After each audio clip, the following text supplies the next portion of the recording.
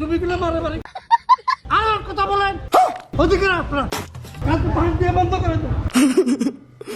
আপনি বানাইছেন রাস্তা, আপনি বন্ধ করে দেন। তা উনি এত হাইপার কেন হচ্ছে? লাঠি নিয়ে চলে আসছে। দশে তো আসলাম, কিন্তু বাইক রাখার তো জায়গা পাই না। তো কিন্তু অবস্থা অবস্থা খারাপ, গলির মধ্যে তো ঢুকে গেছে, কিন্তু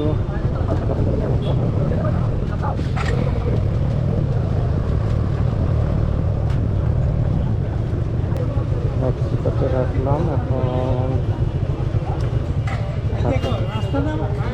গাড়ি করে আসার জন্য দিচ্ছি, এটাও এই সাইডে থাক, ফাঁকা আছে। রাস্তাটা করছে, এটা গাড়ি করে আসা করছে, আপনারা কেন মুখস্থ করে লেগে যায়?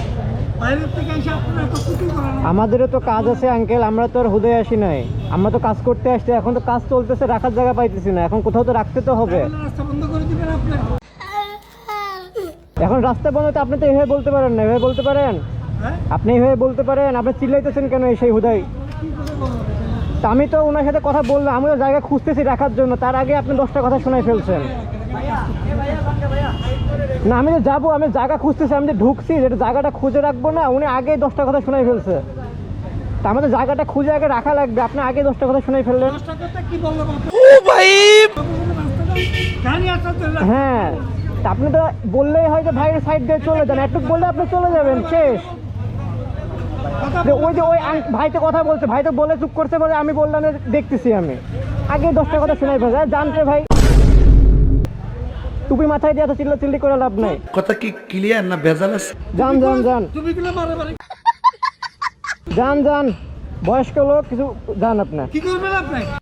আমি কিছু বলছি রে ভাই। আর কথা বলেন, ভালো কথা বলে খারাপ লাগে। কন্ট্রোল। ওদিকে আপনারা, ওদিকে আপনারা, ওদিকে আপনারা। আপনার এলাকা যান আপনি। বললাম না গাড়ি রাখার জন্য। আরে ভাই আমি যাবো রে ভাই, আমি কই যাবো? কোথায় চিল্লাইতেছে? পার্কে কি থাকে না? যান যান যান। পার্কে কি থাকে না? ওদেরকে মাথায় তুলতে হবে না, কাজ ভাঙ দিয়ে বন্ধ করে দেন। ঠিক আছে, আপনি বানাইছেন রাস্তা, আপনি বন্ধ করে দেন। আমার তো জায়গা মতো বন্ধ করে। আরে ভাই সরকার, আপনি যান। সরকারের রাস্তা কাগজ থাকে না। আরে আপনিই মালিক, আপনি যান রে ভাই। এখন তো মাইক খাবে। ওই না না থাক থাক থাক, এখন মাইক খাবে। কথা বলবো, কথা বলবো। প্রত্যেক এসে একটা মাঝখানে দেখা বলা কথা বলতে খারাপ লাগে। আমি কি বলছি রে ভাই?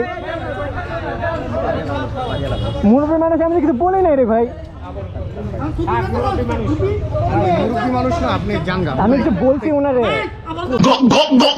কইছেন না কইছেন জানগা এত তো হাইপার হলে তো হবে না। এরকম এরকম মুরব্বী না, আপনি মুরব্বী লোক কি করবে উনি, কি করবে? আরে ভাই উনি কিছুই করবো না। ইয়াং হইলে সমস্যা ছিল না, মুরব্বী সমস্যা না, জানবে। তা উনি এত হাইপার কেন হচ্ছে? লাঠি নিয়ে চলে আসছে এরকম।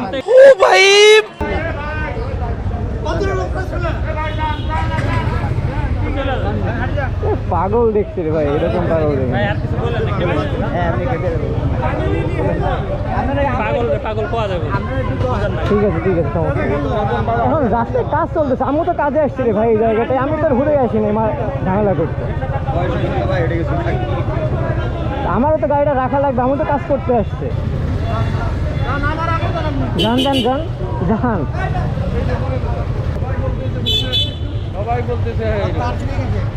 ঠিক আছে, এখন কি করে? আরে কিছুই হয় না। আরে ভাই সব জায়গায় কাজ চলতেছে, আমি গাড়িটা তো এক জায়গায় রাখবো, ওই জায়গাটা একটুখানি ফাঁকা জায়গা পাইছি, তাই তো রাখতে গেছি। ওই সামনের দোকানদার ভাই বলছে যে ভাই সাইড করে রাখেন, তো আমি জায়গা খুঁজতেছি কই রাখা যায়। ওই মাঝখানে 10টা কথা শোনাই ফেলছে।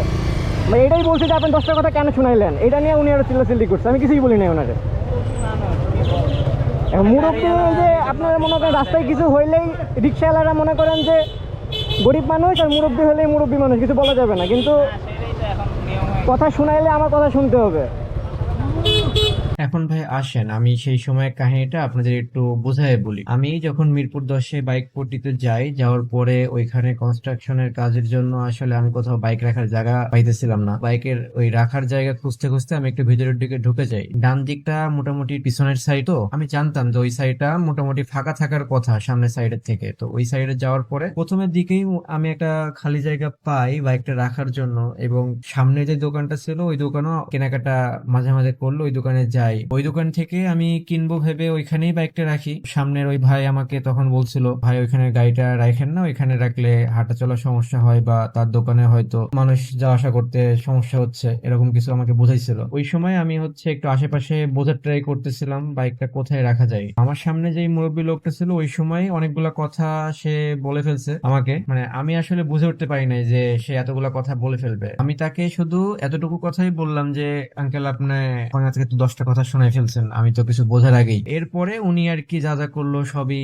তো দেখলেন কি করছে। এখন বিষয় সেটা না, এখন উনি কি আসলে কেমন মানুষ আমি জানি না, উনি কি মেন্টালি সিক কিনা বা মানুষটা ওই রকমই কিনা, পাগলও হইতে পারে আমি জানি না। আর বিষয়টা হচ্ছে ওটা একটা বাইক পট্টি, তো আমি যেহেতু একটা বাইকার বা আমার মতো আরো যারা বাইকার আছে তারা তো ওইখানে তাদের বাইকের সমস্যার জন্যই যাবে। বাইকের সমস্যার জন্য যদি যায় তাহলে তো তার বাইকটা রাখা লাগবে, তাই না? এমন একটা জায়গা এখন কনস্ট্রাকশনের কাজের জন্য হয়েছে যে রাখার জায়গা নাই, তো সবাইকে একটু কম্প্রোমাইজ করে বিষয়টা বুঝতে হবে যে এখানে সে কাজের জন্যই আসতেছে। এবং আমরা আসলে কার কাছে যাবো? ওইখানে তো যেই দোকানদার গুলো আছে বা সবগুলো আছে তাদের কাছ থেকে কিনতে যাচ্ছি। ওইখানে বাইকটা এখন কই রাখবো? বাইকটা রাখলে তো ওইখানে প্রত্যেকটাই সারি সারি পর পর এক একটা দোকান, ওইখানে যদি আমরা রাখতে যাই কোনো না কোনো দোকানের সামনেই রাখতে হবে, তাই না? আর কনস্ট্রাকশনের কাজের জন্য যেহেতু জায়গাগুলো একটু সংকুচিত হয়ে গেছে, ছোট হয়ে গেছে, তো এখন তো সবাইকে কম্প্রোমাইজ করাটা তো উচিত। এর মধ্যে লোকটা যদি ওইভাবে ব্যবহার করে তাহলে আমরা আসলে